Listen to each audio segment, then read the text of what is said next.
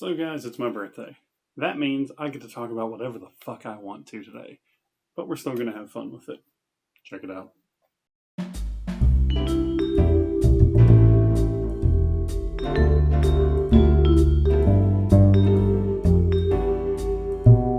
What's up, guys?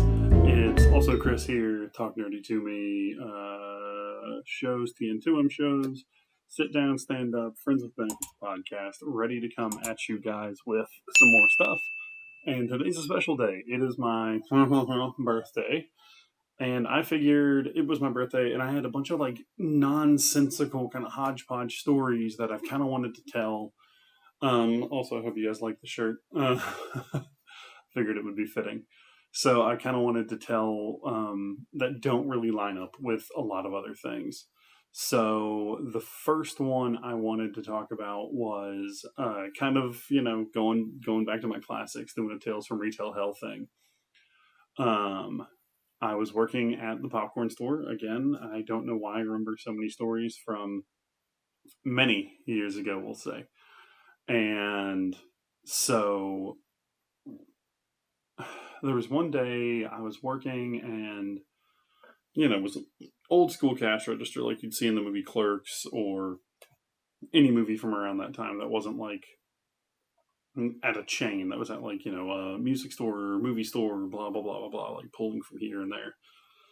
So the 0 and the 00 button were right next to each other, and this guy comes in, and I like hit the thing, and I ring him out. He hands me a $10 bill, and I accidentally hit the 00 button twice instead of 1 0 00 enter. I hit 1 0 0 0 enter, and it pops up that he's supposed to get like $97 back in change or something. He makes this joke, and he's like, "Well, I want all my change." I kind of like laugh it off, and I like give him the money back, and he like tries to argue with me that legally, since I typed in the wrong thing, I had to give him $97, and he won't take no for an answer. But like, it wasn't a situation where I felt the need that I had to call my boss or anything like that. It was just this moron who didn't know what the fuck he was talking about. So I was finally just like, you can stand here all day. I'm not giving you 97 fucking dollars out of my till. I don't care what kind of day you're having. I don't care what kind of like thing you think you know. Nowhere am I not allowed to make a mistake, and nowhere do I have to give you $97 in change when we both saw you hand me a $10 bill. He said some string of profanity, gave me the finger, and left. Which kind of leads into another story. I'm sure he told me to go fuck myself, or fuck you, or some version thereof. So, went to go see a movie that is near and dear to me in theaters a couple times, and one of them was up in Louisville. I would go see my cousin. He lives up there, and we would go to a theater, and we would always, this is the early 2000s, didn't have cell phones yet. So we would always just use the movie theater thing or phone there, or like call or just say, pick us up in X amount of time. So we've got like some time to kind of wander around. So on this day, it was cold. It had been snowing. It's just like frigid and done. Like I'm tired. We don't do anything. So we call my aunt's on her way to come pick us up. And so we're standing outside, like, got my big Jinkos on, got my I'm sure black hoodie that was way too big for me. And so I'm sitting there, or not sitting, I'm standing there with my cousin, we're chatting, and these guys drive by, and like they're slow rolling.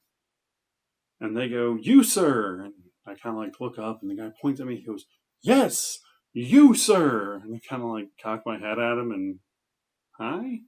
I don't know what this guy wants. I don't know him. It's like 25 degrees outside. He and his buddy have their windows down. He's like fully leaned out. And he goes, "Fuck you, sir."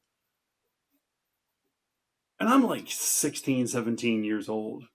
So this is just nothing but funny to me.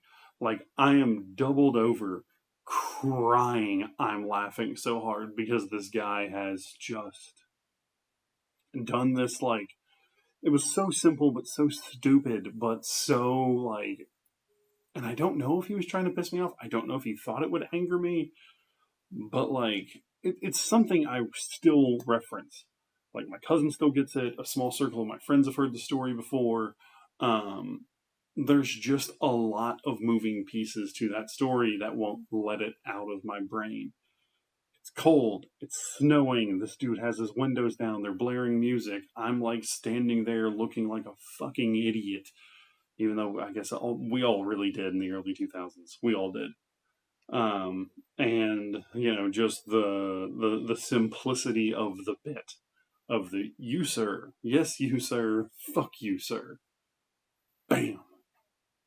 That's all it needed. That's all it was. So, and then, my birthday's late April, April 26th. This is loading on my birthday. So, the downside about that and living in the city I live in, Lexington, Kentucky, is our horse racing is always going on around my birthday.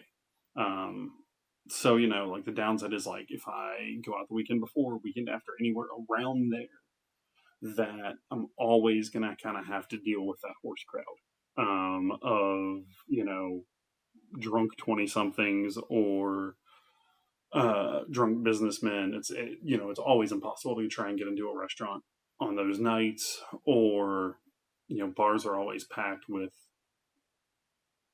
I'm not going to say douchebags, but douchebags. So I am turning 29 for this story. I think it was the year before the big 3-0. Because for my 30th, we didn't go out. I just got very drunk, and we'll get to that shortly. So I am out. This weird laundry list of people come through, like my old boss, one of my coworkers, my brother came by because he was still in town, and just like a few different friends. And everyone's happy birthday, happy birthday, happy birthday. And so like I'm standing there at the end of this bar, like this long table, like talking to some friends, and I feel his hand clap my shoulder, and I look over, and it's this like dude in a suit who, like, if the smell of vodka was a person, it was this dude. And he goes, "I hear it's your birthday." And I was like, "Yep, sure is, sure is." And I'm dressed kind of like I am now. I don't have a shirt that says "Y'all want to fuck" and then talk about Blade 2 on, but I'm still very much like that. I have shorts. I was still shaving my head at the time, so I have shorts, probably some sort of black wrestling or band tee, and then that. So he's like, "Well, I got you something." I was like, "Oh, okay." And then, like, from behind him, he just sets down 2 shots. I don't drink tequila. I don't drink tequila. I don't drink tequila. I don't drink tequila. So he's like, "I got us Jose Cuervo." And I was like, "Okay." I'd had a bunch of beer that night, so we cheers, throw him back, and he goes, "What's your name?" I say my full name. And he's like, "Well, it's good to meet you." And then he like turns back and he says my last name to me. I go, "Uh-huh." He goes, "Your dad taught pharmacy law at the university, didn't he?" "Yes, yes, he did." He goes, "All right, then. I'm going to keep getting fucked up." And just turns back around and goes back to the bar like 4 feet away from me. So this last one's kind of quick, and I'll make it a quick one.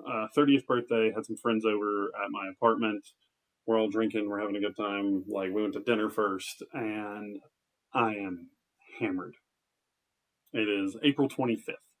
My birthday's a Sunday. It's that Saturday. We're all like playing games, chatting, hanging out, and midnight. Phone rings. Mom, cell. We can do this. So my mom calls, she's like, "How are you?" And I go, "I'm good, I'm good." And she goes, "How drunk are you?" And I go, "Very, very drunk, Mom." And she just laughs and, says, "I wanted to be one of the first people to tell you happy birthday." And I was like, "Well, about 10 people beat you, but not by much." And it was just very sweet. And I just wanted to share this a little memory about my mom. She's awesome. So, guys, I'm glad I got to spend some time on my birthday with all of you. Please keep checking us out.